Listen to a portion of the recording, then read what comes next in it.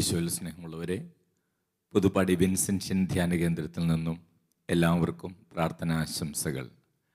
ജൂബിലാത്തെ വചനവിരുന്നിലേക്ക് ഏവർക്കും സ്വാഗതം.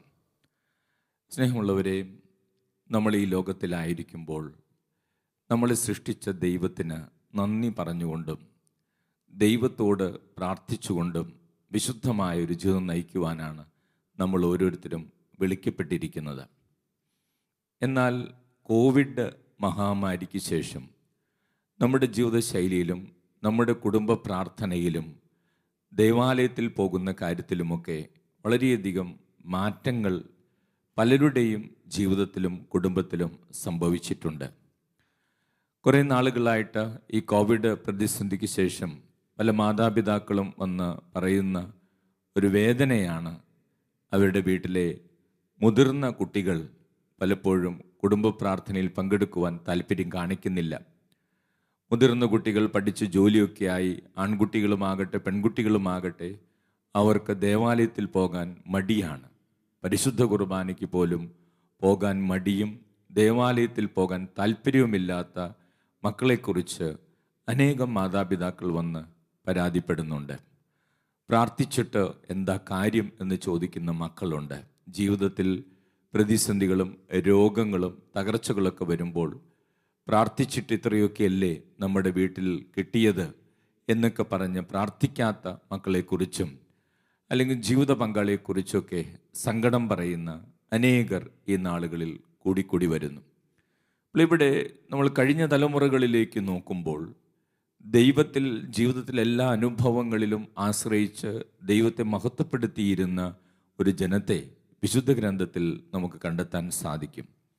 സങ്കീർത്തനം 107 15 തിരുദിനത്തിൽ നമ്മളിങ്ങനെ വായിക്കുന്നു: അവർ കർത്താവിന് അവിടുത്തെ കാരുണ്യത്തെ പ്രതിയും മനുഷ്യമക്കൾക്കായി അവിടുന്ന് ചെയ്ത അത്ഭുതങ്ങളെ പ്രതിയും നന്ദി പറയട്ടെ.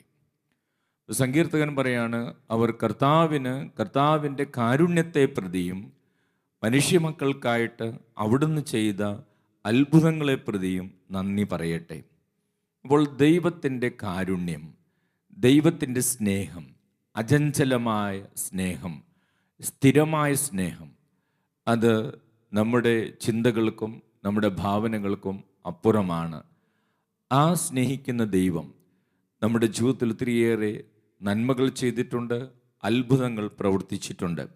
അപ്പോൾ സങ്കീർത്തകൻ ഇത് എഴുതുമ്പോൾ അവരുടെ ജീവിതത്തിലെ, ഇസ്രായേൽ ജനത്തിൻ്റെ ജീവിതത്തിലെ പലവിധത്തിലുള്ള പ്രതിസന്ധികളിലും തകർച്ചകളിലും ദൈവം ഇടപെട്ടിട്ടുള്ളതിൻ്റെ ഓർമ്മ അവരുടെ മനസ്സിലുണ്ട്. അവർ മരുഭൂമിയിൽ അലഞ്ഞു തിരിഞ്ഞ് നടന്നപ്പോൾ അവരുടെ കൂടെ നടന്ന ദൈവത്തെക്കുറിച്ചുള്ള ഓർമ്മ അവർക്കുണ്ട്. ഈജിപ്തിലെ അടിമത്തത്തിലായിരുന്നപ്പോൾ അവിടെ കടന്നു വന്ന ഈജിപ്തിലെ അടിമത്തത്തിൽ നിന്ന് അവരെ മോചിപ്പിച്ച ദൈവത്തിൻ്റെ കരം അവർ കണ്ടിട്ടുള്ളതാണ്.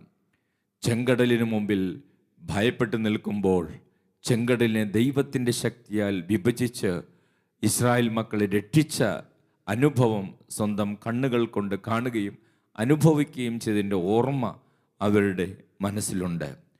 അവർ രോഗിയായിരുന്നപ്പോൾ അവർക്ക് കർത്താവ് സൗഖ്യം നൽകിയതിൻ്റെ ഓർമ്മ അവരുടെ മനസ്സിലുണ്ട്. അടിമത്തത്തിലായിരുന്നപ്പോൾ അതിൽ നിന്ന് സ്വാതന്ത്ര്യത്തിലേക്ക് കൊണ്ടുവന്നതിൻ്റെ ഓർമ്മ അവരുടെ മനസ്സിലുണ്ട്. കടലിൽ കൊടുങ്കാറ്റിൽ അകപ്പെട്ടപ്പോൾ കടലിനെ ശാന്തമാക്കിയതിൻ്റെ ഓർമ്മ അവരുടെ മനസ്സിലുണ്ട്. അപ്പോൾ ഈ കർത്താവ് പ്രവർത്തിച്ച അത്ഭുതങ്ങളെ പ്രതി അവർ ധ്യാനിച്ച് ചിന്തിച്ച് ആ സങ്കീർത്തകൻ പറയുകയാണ്, കർത്താവിൻ്റെ കാരുണ്യത്തെ പ്രതി മനുഷ്യ മക്കൾക്കായിട്ട് അവിടുന്ന് ചെയ്ത അത്ഭുതങ്ങളെ പ്രതിയും നന്ദി പറയാൻ ഓരോ മകനും മകൾക്കും കടമയുണ്ട്, ഉത്തരവാദിത്വമുണ്ടെന്ന് കർത്താവിൻ്റെ വചനം നമ്മളെ ഓർമ്മിപ്പിക്കുകയാണ്. സ്നേഹമുള്ളവരെ, നമ്മൾ ഓരോരുത്തരും ജീവിതത്തിൽ അനുഭവിച്ചിട്ടുള്ള കർത്താവിൻ്റെ കരുണയും ദയയും നമ്മൾ ഓർക്കേണ്ടതുണ്ട്. അതിന് ദൈവത്തോട് നന്ദി പറയേണ്ടതുണ്ട്. വിലാപങ്ങളുടെ പുസ്തകത്തിൽ 3-ാം അധ്യായം 22-23 തിരുവചനങ്ങളിൽ കർത്താവിൻ്റെ സ്നേഹം അത് സ്ഥിരമാണെന്നും അത് വിശ്വസ്തമാണെന്നും വചനത്തിലൂടെ കർത്താവ് നമ്മളെ ഓർമ്മിപ്പിക്കുകയാണ്. കർത്താവിൻ്റെ സ്നേഹം ഒരിക്കലും അസ്തമിക്കുന്നില്ല, അവിടുത്തെ കാരുണ്യം അവസാനിക്കുന്നില്ല. ഓരോ പ്രഭാതത്തിലും അത് പുതിയതാണ്. അവിടുത്തെ വിശ്വസ്തത ഉന്നതമാണ്. അപ്പോൾ സ്നേഹമുള്ളവർ, ദൈവത്തിന് മാത്രം സാധിക്കുന്ന ഒരു കാര്യമാണ് ഓരോ പ്രഭാതത്തിലും പുതിയ പുതിയ അനുഭവങ്ങൾ, സ്നേഹാനുഭവങ്ങൾ മനുഷ്യ മക്കൾക്ക് നൽകുക. പലപ്പോഴും ചില വ്യക്തികൾ പറയും, എത്ര സ്നേഹമാണെങ്കിലും ചിലപ്പോൾ ചിലതൊക്കെ കുറേയൊക്കെ ആയി കഴിയുമ്പോൾ അത് മടുപ്പനുഭവപ്പെട്ട് മറ്റു വ്യക്തികളിലേക്ക് പോകുന്നു, അല്ലെങ്കിൽ ഒരേപോലെയാണ് സ്നേഹിക്കാൻ സാധിക്കുന്നത്. എന്നാൽ ദൈവത്തിൻ്റെ വചനം പറയാണ്, ദൈവത്തിൻ്റെ സ്നേഹം ഓരോ പ്രഭാതത്തിലും പുതിയതാണ്. അതിന് ദൈവത്തിന് സാധിക്കും. ഓരോ പ്രഭാതത്തിലും പുതിയ സ്നേഹം നൽകുവാൻ ദൈവത്തിന് സാധിക്കും. അവിടുത്തെ വിശ്വസ്തത അത് അചഞ്ചലമാണ്, എന്നേക്കും നിലനിൽക്കുന്നതാണ് എന്ന് കർത്താവിൻ്റെ വചനം നമ്മളെ ഓർമ്മിപ്പിക്കുമ്പോൾ, സ്നേഹമുള്ളവരെ, ദൈവത്തിൻ്റെ വിശ്വസ്തത, ദൈവത്തിൻ്റെ സ്നേഹം, ദൈവത്തിൻ്റെ കാരുണ്യം, അവിടുന്ന് മനുഷ്യമക്കളുടെ ജീവിതത്തിൽ പ്രവർത്തിച്ചുള്ള അത്ഭുതങ്ങൾ, ഇതേ പ്രതി എപ്പോഴും ദൈവത്തോട് നന്ദി പറയുവാൻ മനുഷ്യമക്കൾക്ക് കടമയുണ്ടെന്ന്, ഉത്തരവാദിത്വമുണ്ടെന്ന് ദൈവത്തിൻ്റെ വചനം നമ്മളെ ഓർമ്മിപ്പിക്കുകയാണ്. സങ്കീർത്തനം 136 1-ാം തിരുവചനത്തിൽ വചനം ഇങ്ങനെ പറയുകയാണ്, കർത്താവിന് നന്ദി പറയുവിൻ, അവിടുന്ന് നല്ലവനാണ്, അവിടുത്തെ കാരുണ്യം അനന്തമാണ്. സ്നേഹമുള്ളവരെ, ഇപ്പോൾ കർത്താവിന് നന്ദി പറയണം.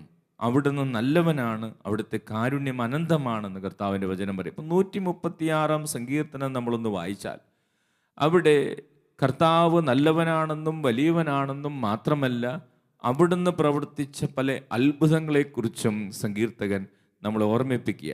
136-ാം സങ്കീർത്തനത്തിൻ്റെ ആദ്യ വചനങ്ങളിൽ പറയുകയാണ്, കർത്താവ് വലിയവനാണ്, കർത്താവ് നാഥന്മാരുടെ നാഥനാണ്, അവിടുത്തെ കാരുണ്യം അനന്തമാണ്, അവിടുന്ന് മാത്രമാണ് അത്ഭുതങ്ങൾ പ്രവർത്തിക്കാൻ കഴിവുള്ളവൻ, ജ്ഞാനം കൊണ്ട് ആകാശം സൃഷ്ടിച്ചു, അങ്ങനെ സമുദ്രം സൃഷ്ടിച്ചു എന്നൊക്കെ പറഞ്ഞ് കർത്താവ് പ്രവർത്തിച്ച അത്ഭുത പ്രവർത്തനങ്ങളെക്കുറിച്ച് പറഞ്ഞ് കർത്താവിന് നന്ദി പറയുകയാണ് സങ്കീർത്തകൻ. തുടർന്ന് 4 മുതലുള്ള തിരുവചനങ്ങളിലൂടെ കടന്നു പോകുമ്പോഴാണ് നമ്മൾ ആകാശവും കടലും ഒക്കെ നിർമ്മിച്ചതിനെക്കുറിച്ച് നമ്മൾ വായിക്കും. അതിനുശേഷം തുടർന്ന് 10 മുതലുള്ള തിരുവചനങ്ങളിലൂടെ കടന്നു പോകുമ്പോൾ ഈജിപ്തിൻ്റെ അടിമത്തത്തിൽ നിന്ന് തങ്ങളെ മോചിപ്പിച്ചതിൻ്റെ ഓർമ്മ പങ്കുവെക്കുകയാണ്. അതോടൊപ്പം ചെങ്കടലിനെ വിഭജിച്ചതിൻ്റെ ഓർമ്മ പങ്കുവെച്ചവർ ദൈവത്തിന് നന്ദി പറയുകയാണ്. അവിടെ പറയുകയാണ്, ഈജിപ്തിലെ ആദ്യജാതരെ അവിടുന്ന് സംഹരിച്ചു, അവിടുത്തെ കാരുണ്യം അനന്തമാണ്, കരുത്തറ്റ കരത്താലും നീട്ടിയ ഭുജത്താലും അവിടുന്ന് അവരെ മോചിപ്പിച്ചു, അവിടുത്തെ കാരുണ്യം അനന്തമാണ്, അവിടുന്ന് ചെങ്കടലിനെ 2ആയി വിഭജിച്ചു, അവിടുത്തെ കാരുണ്യം അനന്തമാണ്. അപ്പോൾ ദൈവം പ്രവർത്തിച്ച അത്ഭുതങ്ങളാണത്. സാധാരണ മനുഷ്യർക്ക് സാധിക്കുന്ന കാര്യമല്ല ചെങ്കടലിനെ വിഭജിക്കുക എന്നുള്ളത്. സാധാരണ മനുഷ്യർക്ക് സാധിക്കുന്ന കാര്യമല്ല ഒരു ഇസ്രായേൽ ജനത്തെ വേറൊരു രാജ്യത്തിൽ നിന്നും അടിമത്തത്തിൽ നിന്നും മോചിപ്പിക്കുക എന്നുള്ളത്. അപ്പോൾ അത് ദൈവത്തിന് മാത്രം സാധിക്കുന്ന കാര്യമാണ്. അതുകൊണ്ടാണ് ഇസ്രായേൽ ജനം അത് ഓർത്ത് എടുത്ത് പറഞ്ഞ് കർത്താവിന് നന്ദി പറയുന്നത്. കർത്താവ് അത്രയും വലിയ കാര്യങ്ങളാണ് അവരുടെ ജീവിതത്തിൽ ചെയ്തത്. സ്നേഹമുള്ളവരെ, പിന്നീട് 17 മുതൽ തിരുവചനങ്ങളിൽ അവർക്ക് നൽകിയ വിജയങ്ങളെക്കുറിച്ച് പറയുകയാണ്. അവരുടെ ജീവിതത്തിൽ മഹാരാജാക്കന്മാരെ അവിടുന്ന് സംഹരിച്ചു, അവിടുത്തെ കാരുണ്യം അനന്തമാണ്, കീർത്തിയേറ്റ രാജാക്കന്മാരെ അവിടെ നിഗ്രഹിച്ചു. അപ്പോൾ സ്നേഹമുള്ളവരെ, രാജാക്കന്മാരുടെ മേൽ, വളരെ ശക്തരായ രാജാക്കന്മാരുടെ മേൽ ഇസ്രായേൽ ജനത്തിന് കർത്താവ് വിജയം നൽകി. അതെടുത്ത് പറയുകയാണ്. ശത്രുക്കളിൽ നിന്ന് അവരെ രക്ഷിച്ച് എല്ലാ ജീവികൾക്കും ജീവജാലങ്ങൾക്കും ആഹാരം നൽകുന്ന ദൈവത്തെ അവർ വാഴ്ത്തുകയാണ്. അപ്പോൾ സ്നേഹമുള്ളവരെ, ഇവിടെ നമ്മൾ വചനത്തിലൂടെ കടന്നു പോകുമ്പോൾ ദൈവത്തിൻ്റെ കരുണയെക്കുറിച്ച്, ദൈവത്തിൻ്റെ ദയയെക്കുറിച്ച്, അവിടുന്ന് മനുഷ്യർക്ക് നൽകുന്ന അനുഗ്രഹങ്ങളെക്കുറിച്ച് എടുത്തെടുത്ത് പറഞ്ഞ് സങ്കീർത്തകൻ കർത്താവിൻ്റെ മഹത്വം നമ്മുടെ മുമ്പിൽ കാണിച്ചു തരികയാണ്. അതോടൊപ്പം നമ്മൾ കർത്താവിനെപ്പോഴും കൃതജ്ഞത അർപ്പിക്കണമെന്ന് നമ്മോട് പറയുകയുമാണ്. സ്നേഹമുള്ളവരെ, ഇന്നത്തെ ഈ ആധുനിക ലോകത്തിലൂടെ നമ്മൾ കടന്നു പോകുമ്പോൾ ഒത്തിരിയേറെ മാറ്റം വന്ന, അല്ലെങ്കിൽ ഏതാനും വർഷങ്ങൾക്ക് പുറകിൽ നിന്ന് ഇന്നത്തെ ഈ കാലഘട്ടത്തിൽ ജീവിക്കുമ്പോൾ വലിയൊരു മാറ്റം നമുക്ക് ഇന്നത്തെ ലോകത്തിൽ കാണാൻ സാധിക്കും. നേരത്തെ സൂചിപ്പിച്ചതുപോലെ വലിയ വലിയ പ്രതിസന്ധികളിലൂടെയാണ് ഇന്നത്തെ ലോകം കടന്നു പോകുന്നത്. എത്രയോ രാജ്യങ്ങൾ തമ്മിൽ യുദ്ധങ്ങൾ നടക്കുന്നു. ഓരോ ദിവസവും നൂറുകണക്കിന് ആളുകൾ കൊല ചെയ്യപ്പെടുന്നു. എന്തുമാത്രം സ്വപ്നങ്ങളോടുകൂടെ പണിത കെട്ടിടങ്ങളും വലിയ വലിയ മനോഹരമായിട്ടുള്ള ഭവനങ്ങളുമൊക്കെ ഏതാനും സെക്കൻഡുകൾ കൊണ്ട് പൊടിയായി ചാമ്പലായി തീരുന്നു. എന്തുമാത്രം യുദ്ധ ഉപകരണങ്ങൾ ഈ നാളിൽ ഉപയോഗിക്കുന്ന ചില സ്ഥലങ്ങളിലൊക്കെ എന്തുമാത്രം ബോംബുകൾ വീണ് അതൊരു മരുഭൂമി പോലെയാകുന്നു. അപ്പോൾ സ്നേഹമുള്ളവരെ, ഇങ്ങനെയൊക്കെ നമ്മൾ കാണുമ്പോൾ ഒരുപക്ഷെ നമ്മുടെ മനസ്സ് വലിയ സങ്കടങ്ങളിലൂടെയും നിരാശയിലൂടെയൊക്കെ കടന്നു പോകാം. ഇവിടെ കർത്താവിന് നമ്മുടെ ജീവിതത്തിൽ പ്രവർത്തിച്ച നന്മകളെ പ്രതി നന്ദി പറഞ്ഞ് പ്രാർത്ഥിക്കുമ്പോഴാണ് ഈ പ്രതിസന്ധികളെയും ഭയങ്ങളെയും നിരാശയും അതിജീവിക്കാൻ നമുക്ക് സാധിക്കുക എന്ന് വചനം പറയുക. അതോടൊപ്പം ജീവിതത്തിൽ പലവിധത്തിലുള്ള പ്രതിസന്ധികളാണ്. നേരത്തെ സൂചിപ്പിച്ചതുപോലെ കോവിഡ് മഹാമാരി, അതിൽ പ്രിയപ്പെട്ടവർ നഷ്ടപ്പെട്ടു പോയവരുണ്ട്, ബിസിനസ് തകർന്നു പോയവരുണ്ട്, ജോലി നഷ്ടപ്പെട്ടു പോയവരുണ്ട്, അതിനുശേഷം വലിയ പ്രതിസന്ധികളിൽ കഴിയുന്നവരുണ്ട്, ഇപ്പോഴും ജോലി ലഭിക്കാത്തവരുണ്ട്. അതോടൊപ്പം കോവിഡ് വാക്സിൻ എടുത്തതിന് ശേഷം അതിൻ്റെ ചില പരിണിത ഫലങ്ങളിലൂടെ കടന്നു പോകുന്നവരുണ്ട്. അങ്ങനെ ഒത്തിരിയേറെ കാര്യങ്ങൾ നമ്മുടെ ജീവിതത്തിൽ ഇങ്ങനെ പല വിധത്തിൽ നിരാശ ജനിപ്പിക്കുന്ന കാര്യങ്ങളിലൂടെ കടന്നു പോകുമ്പോൾ മനുഷ്യർ പലരും കർത്താവിൽ നിന്ന് അകന്നു പോകുന്നു. പ്രത്യേകിച്ച് പുതിയ തലമുറ പ്രാർത്ഥിക്കാൻ മടി, ദൈവത്തോട് ചേർന്ന് നിൽക്കാൻ മടി, ദേവാലയത്തിൽ പോകാൻ മടി. എന്തിനാണിത്? പക്ഷെ ഇങ്ങനെയൊക്കെ ദൈവത്തിൽ നിന്ന് അകന്നു നിന്ന്, കുടുംബ പ്രാർത്ഥനയിൽ നിന്ന് അകന്നു നിന്ന് അങ്ങനെ ഇവർ ജീവിച്ചിട്ട് ഇവരുടെ ജീവിതത്തിൽ വല്ല ഉയർച്ചയും ഉണ്ടാകുന്നുണ്ടോ? അങ്ങനെ നോക്കുമ്പോൾ അതുമില്ല. അവരുടെ ജീവിതത്തിൽ ചെറിയ പ്രശ്നങ്ങൾ വരുമ്പോൾ പോലും അവർ നിരാശരാകുന്നു. ചിലർ ആത്മഹത്യയിലേക്ക് പോകുന്നു, ചിലർ മദ്യത്തിനും ലഹരി വസ്തുക്കൾക്കും അടിമകളാകുന്നു, ചിലർ തെറ്റായ സ്നേഹബന്ധങ്ങളിലും ജഡിക പാപങ്ങളിലും ചെന്ന് വീഴുന്നു. സ്നേഹമുള്ളവരെ, ദൈവത്തിൽ നിന്ന് അകന്നു പോകുന്നതനുസരിച്ച് തിന്മയുടെ ശക്തികൾ ഒരു വ്യക്തിയുടെ മേൽ പിടിമുറുക്കുന്നു. അവർ പലപ്പോഴും പാപത്തിലേക്കും പാപസാഹചര്യങ്ങളിലേക്കും എളുപ്പത്തിൽ വീണു പോകുന്നു, അല്ലെങ്കിൽ നിരാശയിലേക്കും ഡിപ്രഷനിലേക്കൊക്കെ വീണു പോകുന്നു. അപ്പോൾ ഇവിടെ സങ്കീർത്തകൻ നമ്മോട് പറയുകയാണ്, ദൈവത്തിന് നന്ദി പറയുന്ന ഒരു വ്യക്തിയുടെ ജീവിതത്തിൽ പ്രത്യാശ വന്ന് നിറയും. ദൈവം നൽകിയ മനുഷ്യമക്കൾക്ക് നൽകിയ നന്മകളെ ഓർത്ത് നന്ദി പറയുന്ന ഒരു വ്യക്തിയുടെ ജീവിതത്തിലേക്ക് പ്രത്യാശ വന്ന് നിറയും. അതുകൊണ്ടാണ് പൗലോസ് ലീഹ ഫിലിപ്പിയർക്ക് എഴുതിയ ലേഖനത്തിൽ 4-ാം അധ്യായം 6-7 തിരുവചനങ്ങൾ ഇപ്രകാരം പഠിപ്പിക്കുന്നു: ഒന്നിനെക്കുറിച്ചും വിചാരപ്പെടരുത്, കൃതജ്ഞതാ സ്തോത്രങ്ങളോടെ നിങ്ങളുടെ യാചനകളും പ്രാർത്ഥനകളും ദൈവത്തിന് സമർപ്പിക്കുവിൻ. അപ്പോൾ നിങ്ങളുടെ എല്ലാ ധാരണകളെയും അതിലംഘിക്കുന്ന ക്രിസ്തുവിൻ്റെ സമാധാനം നിങ്ങളുടെ ഹൃദയങ്ങളെ ഭരിക്കാൻ തുടങ്ങും. ദൈവത്തിന് നന്ദി പറഞ്ഞ് പ്രാർത്ഥിക്കുമ്പോൾ, മനുഷ്യമക്കൾക്ക് ദൈവം നൽകിയ അനുഗ്രഹങ്ങൾ ഓർത്ത് ദൈവത്തിന് നന്ദി പറയുമ്പോൾ നമ്മുടെ ഹൃദയത്തിലെ നിരാശയും ദുഃഖവും ഭയവും അസ്വസ്ഥകളൊക്കെ പോയി പ്രത്യാശ വന്ന് നിറയും. അതിനുള്ള കൃപയ്ക്ക് വേണ്ടി നമുക്ക് പ്രാർത്ഥിക്കാം. തുടർന്നുള്ള ആരാധനയിൽ കർത്താവെ, ദൈവത്തിന് നന്ദി പറയുന്നവരാക്കി ഞങ്ങളെ രൂപാന്തരപ്പെടുത്തണമേ, പ്രത്യാശ കൊണ്ട് നിറയ്ക്കണമേ എന്ന് നമുക്ക് പ്രാർത്ഥിക്കാം. Praise the Lord. ഹല്ലേലൂയ. യേശുവേ നന്ദി, യേശുവേ സ്തോത്രം.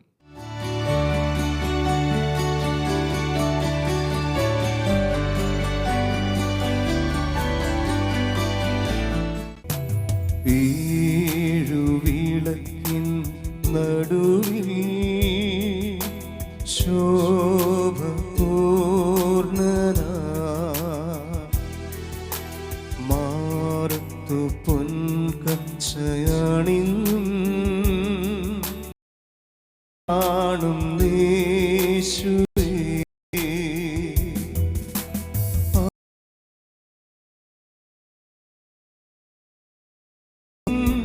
നീ യേശുവേ, സ്തുതികൾക്കും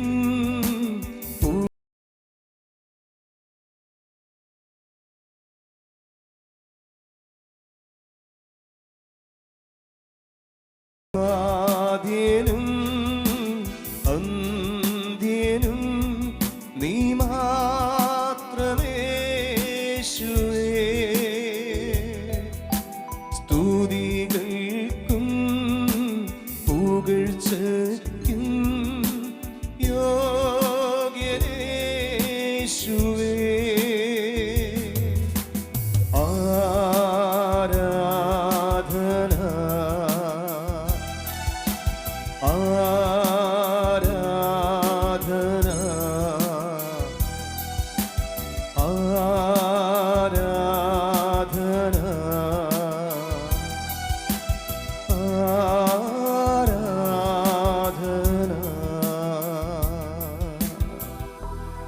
പരിശുദ്ധ പരമ ദിവ്യകാരുണ്യത്തിന് നേരവും ആരാധനയും സ്തുതിയും പുകഴ്ചയും ഉണ്ടായിരിക്കട്ടെ. നിത്യസ്തുതിക്ക് യോഗ്യമായ പരിശുദ്ധ പരമ ദിവ്യകാരുണ്യത്തിന് നേരവും ആരാധനയും സ്തുതിയും പുകഴ്ചയും ഉണ്ടായിരിക്കട്ടെ. നിത്യസ്തുതിക്ക് യോഗ്യമായ പരിശുദ്ധ പരമ ദിവ്യകാരുണ്യത്തിന് നേരവും ആരാധനയും സ്തുതിയും പുകഴ്ചയും ഉണ്ടായിരിക്കട്ടെ.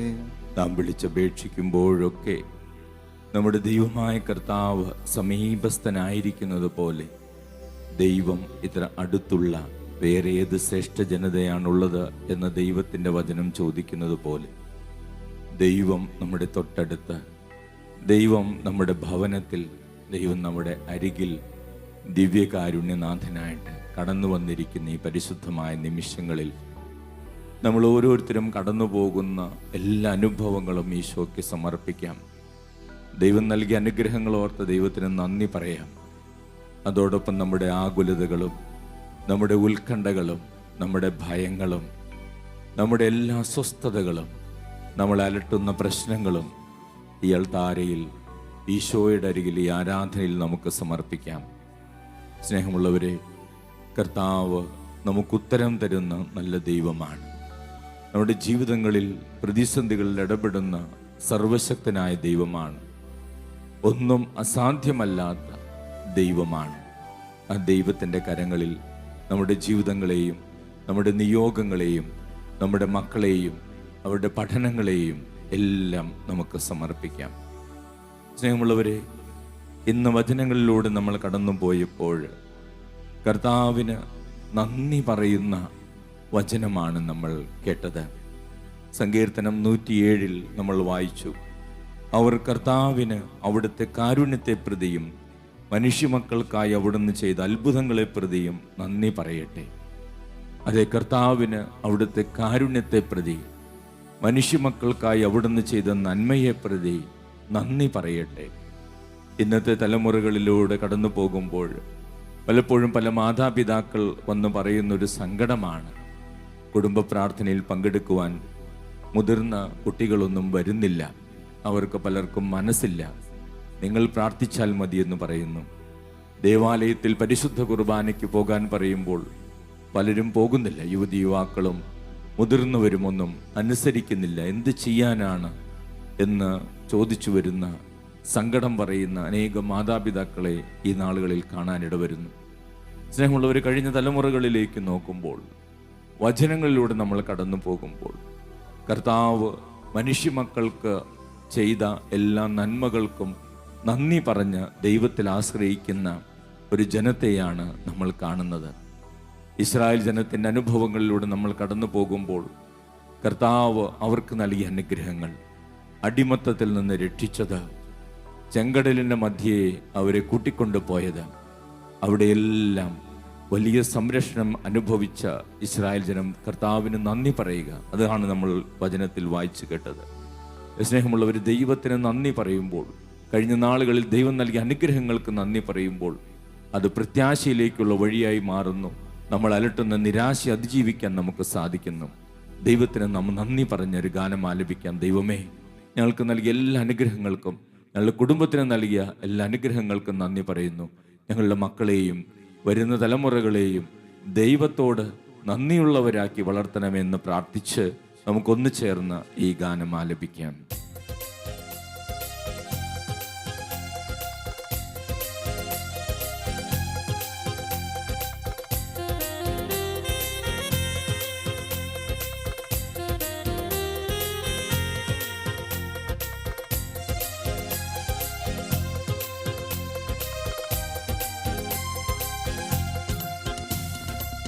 ആരാധിക്കാൻ നമുക്ക് കാരണമുണ്ട്, കൈകൊട്ടി പാടാനേറെ കാരണമുണ്ട്.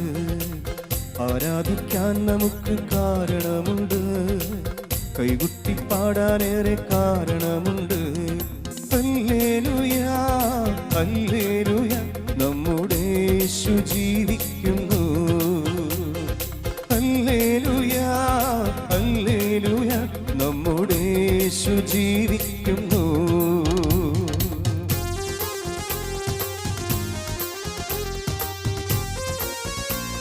യേശുവേ നന്ദി പറയുന്നു. യേശുവേ, യേശുവേ നന്ദി. യേശുവേ ആരാധന.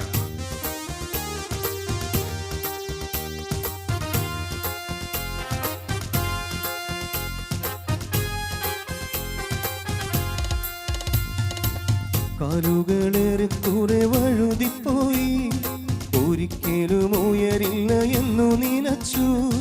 എന്റെ നിലവുകൾ ദൈവം മാറ്റി എഴുതി, പിന്നെ കാൽ വഴുതുവാനിട വന്നില്ല. കാലുകളേറെ കുറെ വഴുതിപ്പോയി, ഒരിക്കലും ഉയരില്ല എന്നു നിനച്ചു. എന്റെ നിലവുകൾ ദൈവം മാറ്റി എഴുതി, പിന്നെ കാൽ വഴുതുവാനിട വന്നില്ല. ഹല്ലേലൂയാ ഹല്ലേലൂയാ, നമ്മുടെ യേശു ജീവിക്കുന്നു. ഹല്ലേലൂയാ ഹല്ലേലൂയാ, നമ്മുടെ യേശു ജീവിക്കുന്നു. ആരാധിക്കാൻ നമുക്ക് കാരണമുണ്ട്, കൈകുട്ടി പാടാനേറെ കാരണമുണ്ട്. ആരാധിക്കാൻ നമുക്ക് കാരണമുണ്ട്, കൈകുട്ടി പാടാനേറെ കാരണമുണ്ട്. ഹല്ലേലൂയാ ഹല്ലേലൂയാ, നമ്മുടെ യേശു ജീവിക്കുന്നു. ഹല്ലേലൂയാ ഹല്ലേലൂയാ, നമ്മുടെ യേശു ജീവിക്കുന്നു. ഹല്ലേലൂയ ഹല്ലേലൂയ ഹല്ലേലൂയ ഹല്ലേലൂയ, എല്ലാ രോഗികളെയും സുഖപ്പെടുത്തണം. എല്ലാവരും അനുഗ്രഹിക്കണം, എല്ലാവരും അനുഗ്രഹിക്കണം. Hallelujah hallelujah hallelujah. യേശുവേ ആരാധന ആരാധന ആരാധന, മഹത്വം മഹത്വം മഹത്വം മഹത്വം. ദൈവം നൽകിയ എല്ലാ അനുഗ്രഹങ്ങൾക്കും നന്ദി പറഞ്ഞുകൊണ്ട് ഈശോയുടെ ആശീർവാദം സ്വീകരിക്കുവാൻ നമുക്ക് പ്രാർത്ഥിച്ചൊരുങ്ങാം. പരിശുദ്ധ ശരീരത്താലും വിലയേറിയ രക്തത്താലും പാപത്തിൻ കറകളിൽ നിന്നും മർത്യനു നീ മോചനമേകി. സകലേശാ ദിവ്യകടാക്ഷം തൂഗണമേ വത്സല സുതരിൽ, നിർമ്മലരായി ജീവിച്ചിടുവാൻ ചിന്തണമേ ദിവ്യവരങ്ങൾ.